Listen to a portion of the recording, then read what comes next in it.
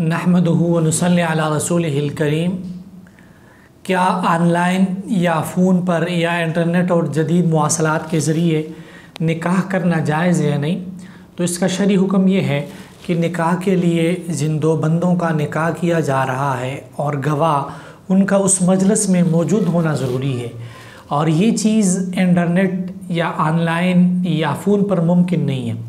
लिहाजा अगर कोई ऑनलाइन या फ़ोन पर इस तरीक़े से निकाह करे कि जो ईजाब और कबूल के अल्फाज है कि जी मैंने आपके निकाह में दिया, ये ईजाब है और मैंने कबूल किया, ये अल्फाज अगर फ़ोन पर ही ऑनलाइन ही कह दिए जाए दूसरी पार्टी को, जो दूसरा फ़रीक दूसरी जगह मौजूद है, तो ये निकाह शरअन हमारे नज़दीक दुरुस्त नहीं होगा।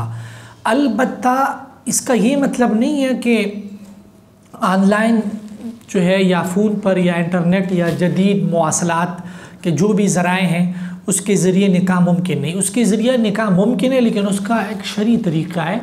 वो शरई तरीक़ा ये है कि जो बंदा निकाह की मजलिस में मौजूद नहीं है, सऊदीया में है, अमेरिका में है, इंग्लैंड में है, दूसरी जगह पर है, वो यहाँ पर अगर पाकिस्तान में मसलन निकाह हो रहा है, यहाँ पर किसी को अपना वकील बना दे, किसी को अपना नुमाइंदा बना दे, और वो नुमाइंदा निकाह की मजलिस में आकर अपने वकील की तरफ से, अपने वकील के बिहाफ पर ईजाब और कबूल करें, तो इस तरीक़े से शरअन निकाह दुरुस्त हो जाएगा।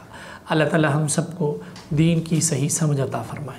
आज़ान मीडिया हाउस को सब्सक्राइब करें और बेल के आइकन को प्रेस करें ताकि आप हमारी तमाम आने वाली वीडियोस को देख सकें। जज़ाकुमुल्लाह।